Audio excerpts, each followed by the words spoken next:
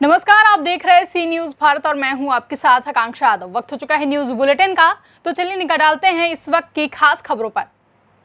आगरा जिले में भारतीय जनता पार्टी महानगर युवा मोर्चा के महानगर अध्यक्ष गौरव राजावत के नेतृत्व में केंद्र सरकार के 4 वर्ष पूरे होने के उपलक्ष्य में समर्पण ब्लड बैंक का रक्तदान शिविर का आयोजन किया गया, जहां इस दौरान 100 यूनिट रक्तदान कार्यकर्ताओं द्वारा किया गया। महानगर अध्यक्ष गौरव राजावत और महामंत्री शैलेंद्र शर्मा ने बताया कि कोरोना काल में रक्त की महत्वता को समझते हुए देवतुल्य कार्यकर्ताओं द्वारा रक्तदान शिविर में बढ़ चढ़ कर सहभागिता कर रक्तदान करके महादान का संदेश दिया है, जहां रक्त का प्रयोग मरीज के इलाज के लिए किया जाएगा। 35 करोड़ जनता के जननायक हमारे प्रधानमंत्री, जिन्होंने जनता को समर्पित ये सरकार चलाई है और 7 साल में जनता के विकास की बात की है, जनता के उत्थान, जनता के सम्मान की बात की है। आज उनके 7 साल बेमिसाल के अवसर पर हम सब ने भारतीय जनता युवा मोर्चा के सैकड़ों कार्यकर्ताओं ने इससे उत्तर प्रदेश के प्रदेश महामंत्री संगठन आदरणीय सुनील बंसल जी और उत्तर प्रदेश अध्यक्ष आदरणीय सुभाष यदुवंशी जी के आदेश पर ये रक्तदान शिविर का आयोजन किया है। और रक्तदान शिविर का आयोजन इस कोरोना काल में इसलिए भी महत्वपूर्ण है क्योंकि ये 1 यूनिट रक्त किसी की जान को बचा सकता है, किसी के चेहरे पर मुस्कान लौटा सकता है, उसके घर में जो खुशियों का डंका है उसको दोबारा बजा सकता है। आप सबके माध्यम से मैं धन्यवाद देता हूँ ऐसे देवतुल्य कार्यकर्ताओं को, जिन्होंने आज इस कोरोना काल में भी, क्योंकि जो लहरों को रुख मोड़ दे उसे तूफान कहते हैं, तूफानों का रुख मोड़। भारतीय जनता पार्टी युवा मोर्चा के अध्यक्ष श्रीमान गौरव राजावत जी के नेतृत्व में व आगरा महानगर के अध्यक्ष श्रीमान भानुमोहन जी के नेतृत्व में भारतीय जनता युवा मोर्चा के कार्यकर्ता व आगरा के युवा आज रक्तदान शिविर में बढ़ चढ़कर हिस्सा ले रहे हैं। 7 साल आज मोदी की सरकार को हुए, बेमिसाल सरकार, दमदार सरकार मोदी जी ने आज शपथ ली थी, उसी के उपलक्ष्य में आज युवा यहाँ रक्तदान दे रहे हैं। और रक्तदान के साथ साथ इस कोरोना काल में जिस प्रकार रक्त का अभाव इस आगरा में हुआ, युवाओं को पड़ा, उन लोगों ने ये प्रयास किया कि आज 7 साल तो पूरे हो रहे हैं। आगरा से सी न्यूज संवाददाता अनुज उपाध्याय की रिपोर्ट। उत्तर प्रदेश के अमरोहा जनपद के हसनपुर में जमीन का बैनामा कराने जा रहे युवक से 6 लाख रुपए की लूट के बाद अलर्ट हुई पुलिस ने महज कुछ ही घंटों में लूट का पर्दाफाश करते हुए एक लुटेरे को गिरफ्तार कर लिया है। उसके कब्जे से लूटी हुई रकम बरामद हुई है, जबकि उसके अन्य साथी भागने में कामयाब हो गए हैं। अपर पुलिस अधीक्षक के मुताबिक लूट की योजना इस युवक के रिश्तेदार ने बनाई थी, जिसकी वजह से यह सारा खुलासा हो चुका है।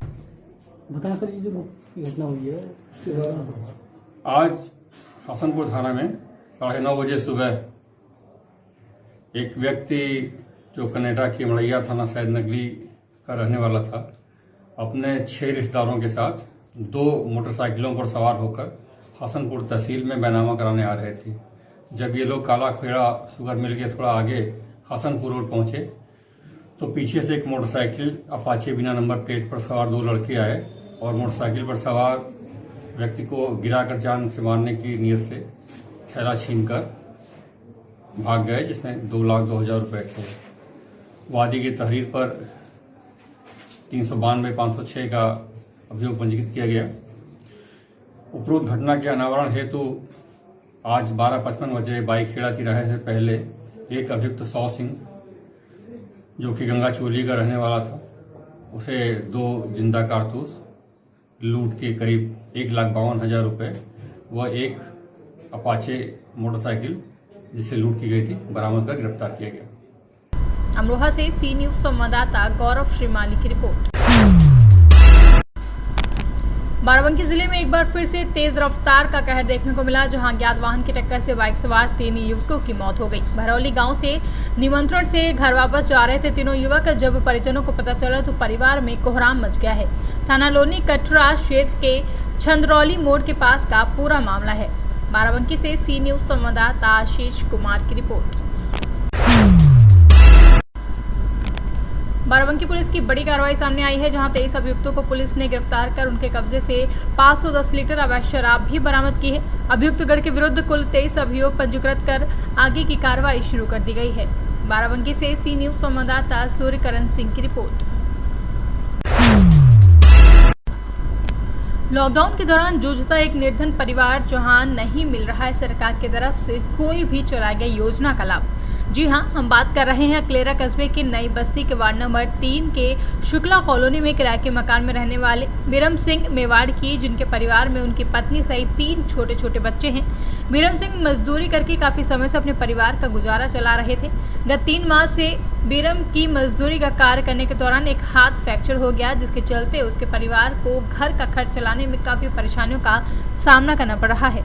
उनका कहना है कि सरकार के द्वारा गरीबों के लिए कई योजनाएं चलाई जा रही हैं, लेकिन हमें किसी भी प्रकार की योजना का लाभ नहीं मिल पा रहा है। किराए के मकान में रहने वाले बीरम का कहना है कि मकान मालिक को 5 महीने से किराया नहीं दे पाए हैं। वहीं खाद्य सुरक्षा में नाम नहीं होने के चलते बाजार में काफी महंगे दामों पर आटा खरीदना पड़ रहा है। कुछ समय से रिश्तेदारों से कर्जा लेकर गुजारा चल रहा था, लेकिन हाथ का फ्रैक्चर हो जाने और रिश्तेदारों का कर्ज समय पर नहीं चुकाने से उनके पास अब पैसों की कमी आ गई है और सरगर्मी का सामना भी करना पड़ रहा है।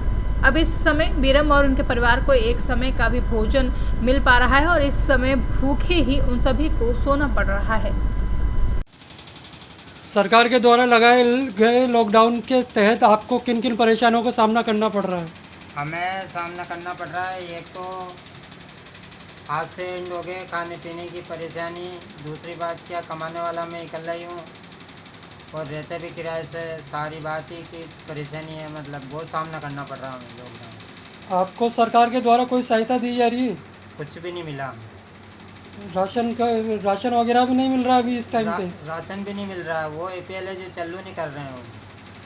तो इस टाइम में जो आपका घर का गुजारा बसरा किसके जरिए चल रहा है? अभी तो ये स्थिति हो रही है कि एक टाइम खा रहे हैं, एक टाइम भूखे सो रहे हैं।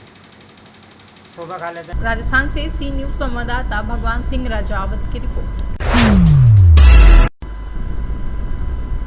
सतना जिले की मंझगांव तहसील अंतर्गत ग्राम पंचायत झरी में पुत्रहिया में तांत्रिक सिद्धि के लिए गांव के एक ग्रामीण बब्बू मवासी द्वारा प्राचीन चंदेल कालीन खेरमाई देवी की मूर्ति को खंडित कर दिया गया। मूर्ति को खंडित करने की जानकारी होते पूरे गांव में तनाव के साथ ही भारी आक्रोश फैल गया और मंदिर के पास ही ग्रामवासियों का भारी हुजूम एकत्रित हो गया। स्थानीय ग्रामवासियों के अनुसार उक्त प्राचीन चंदेल कालीन मूर्ति लगभग 500 वर्ष पुरानी थी, जिसे ग्राम के ही बब्बू मवासी के द्वारा खंडित की गई है।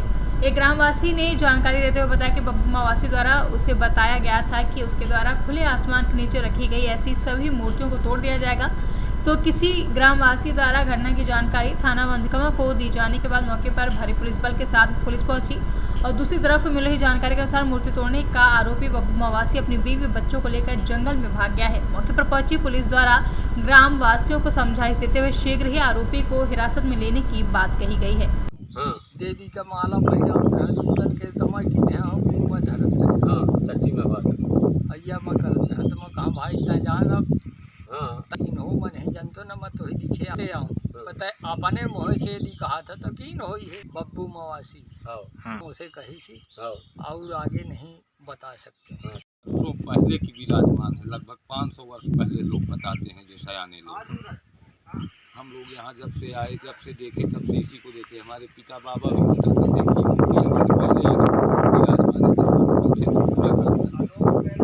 कुछ अत्याचारी लोग इसका खंडन किए, तोड़ के फेंक दिए पूरी तरह से यहाँ। तो इसकी सूचना अभी तक कोई सूचना नहीं दी गई। ये फोड़ा फाड़ी लगभग 1 हफ्ते हो गए। ये 500 वर्ष पुरानी प्राचीन माता रानी का मंदिर था। चंदेलों के द्वारा बनवाया गया था, ऐसा पुराने लोग बताते हैं। असामाजिक तत्वों द्वारा इसमें मल मूत्र डाल के अपवित्र किया जाता है, जिसके कारण आए दिन यहाँ किसी न किसी की आस्था में चोट पहुँच रही है।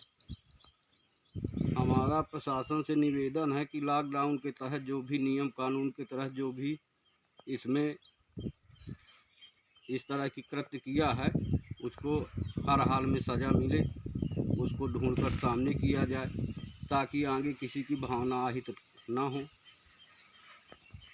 जी कहीं किसी से शिकायत नहीं की गई है। लॉकडाउन के तहत कोई कहीं। सतना से सी न्यूज संवाददाता विनोद शर्मा की रिपोर्ट। फिलहाल के लिए न्यूज बुलेटिन में बस इतना ही। देश और दुनिया की तमाम बड़ी खबरों के लिए देखते रहें सी न्यूज भारत।